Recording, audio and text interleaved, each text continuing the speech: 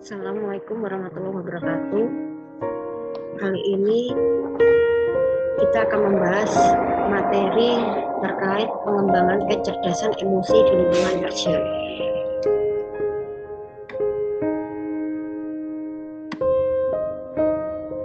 Apakah yang dimaksud dengan kecerdasan? Kecerdasan sendiri secara sederhana didefinisikan sebagai kemampuan untuk belajar.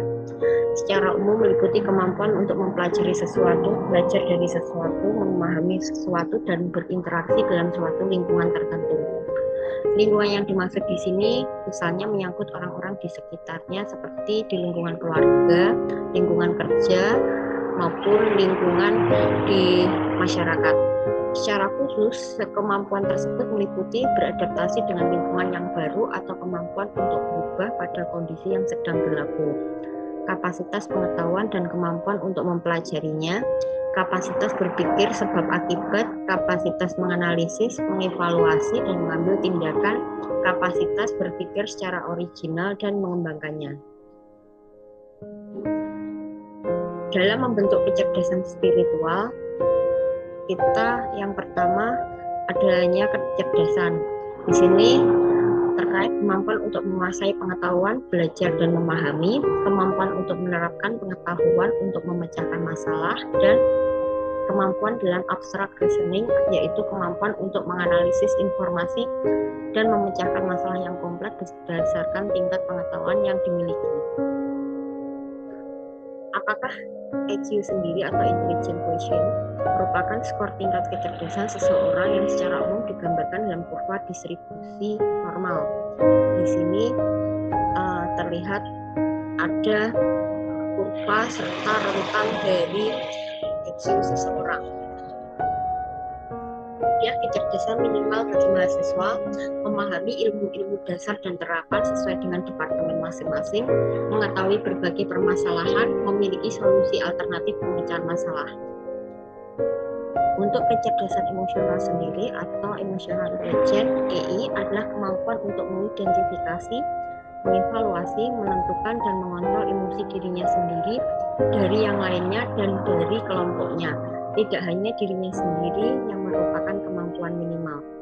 Kemudian untuk kemampuan mengendalikan perasaan sendiri dan perasaan orang lain, kemampuan memotivasi diri sendiri dan kemampuan mengelola emosi dengan baik pada diri sendiri dan dalam berhubungan dengan orang lain. Untuk pengelompokan emosi di sini, yang pertama ada amarah, kesedihan, rasa takut, kenikmatan, cinta, terkejut, jengkel, dan malu. Di sini ada 5 langkah pengendalian diri. Yang pertama, kita harus santai atau relax, kenali emosi Anda, mengendalikan diri, bersikap sungguh-sungguh, dan merasa positif atau berpikir positif. 6 ciri kecerdasan emosi. Yang pertama, memiliki kejujuran, kasih sayang, memiliki kontrol diri yang baik, antusias, kesiapan, dan memiliki ketekunan. Cerdas emosi sama dengan mengendalikan diri merupakan hasil dari yang pertama kepaduan karakter, yang kedua paradigma atau cara pandang terhadap dunia, cara memandang diri, kreativitas dan imajinasi, dan yang terakhir terkait keinsyapan dan kesadaran. Untuk strategi EQ di tempat kerja, yang pertama rahasia pikiran, rahasia mata, rahasia hidung, rahasia telinga, dan rahasia mulut.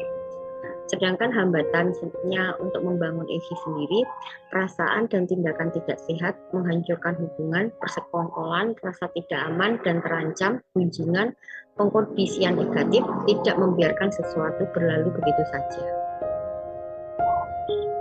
Menurut konsep Salovey dan Mayer,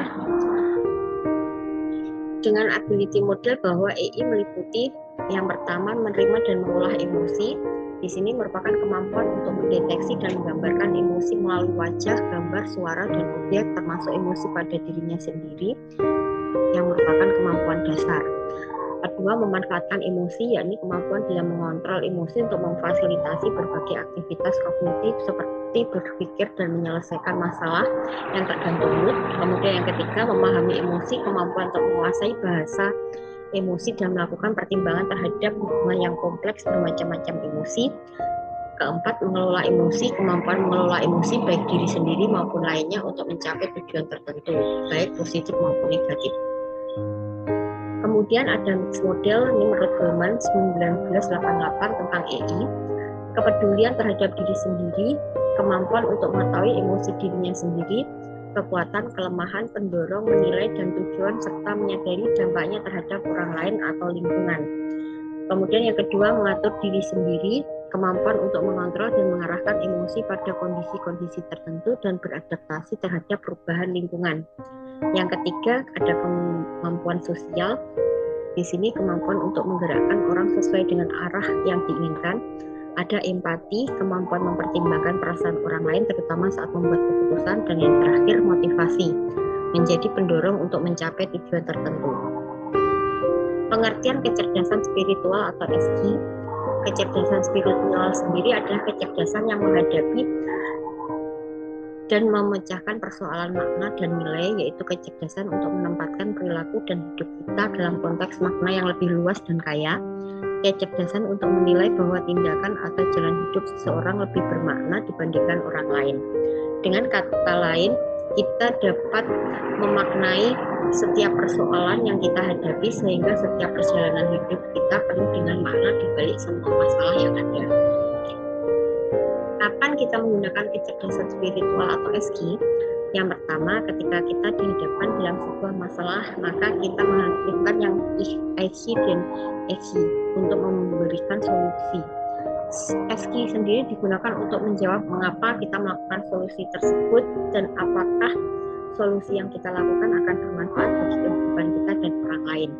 SQ disebut dengan pusat dari kecerdasan manusia karena dapat mengendalikan EQ dan SQ. Kecerdasan spiritual pada umumnya nilai-nilai spiritual, antara lain di sini ada kebenaran, kejujuran, kesederhanaan, kepedulian, kerjasama, kebebasan, kedamaian, cinta, pengertian, amal baik, tanggung jawab, timbang rasa, integritas, rasa percaya, kebersihan hati, kerendahan hati, kesetiaan, kecermatan, kemuliaan, keberanian, kesatuan, rasa syukur, humor, ketekunan, kesabaran, keadilan, persamaan, keseimbangan, ikhlas, hikmah, dan keteguhan. Kecerdasan spiritual dapat memberikan kemampuan untuk dapat mengenali dan mengendalikan yang ada pada diri kita serta realitas kehidupannya. Ini artinya bahwa kecerdasan ini adalah kecerdasan dalam menggunakan wewenang untuk mempergunakan kuasa Allah. Maksudnya, ketika seseorang diberikan sebuah potensi oleh Allah dan seseorang tersebut dapat mempergunakan potensinya dengan baik, maka seseorang tersebut dapat mengendalikan dan menciptakan realitas hidupnya. Selanjutnya, kecerdasan spiritual beda dengan sikap religius. Kecerdasan spiritual lebih sering diartikan rajin sholat, rajin beribadah, rajin ke masjid, pokoknya menyangkut agama. Hal ini keliru karena SQ itu kemampuan orang untuk memberi makna dalam kehidupan. Ada juga orang yang mengartikan kecerdasan spiritual itu sebagai kemampuan untuk tetap bahagia dalam situasi apapun tanpa tergantung kepada situasinya. Jadi orang yang cerdas spiritual itu diantaranya adalah senang berbuat baik, senang menolong orang lain, telah menemukan tujuan hidupnya, jadi merasa memikul sebuah misi yang mulia, kemudian merasa terhubung dengan sumber kekuatan di alam semesta, Tuhan atau apapun yang diyakini kekuatan alam semesta misalnya, dan punya sense of humor yang baik. Beberapa ilustrasi tentang peranan dari kombinasi ketiga kecerdasan bagi seseorang. Di sini dapat kita lihat ada IQ, SQ, dan SQ.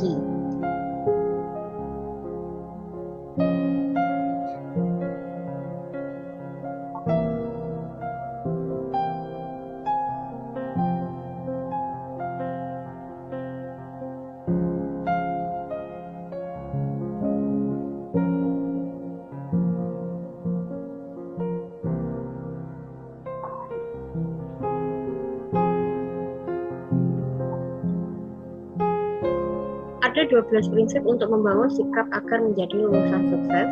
Yang pertama, kita harus mempunyai visi dan impian.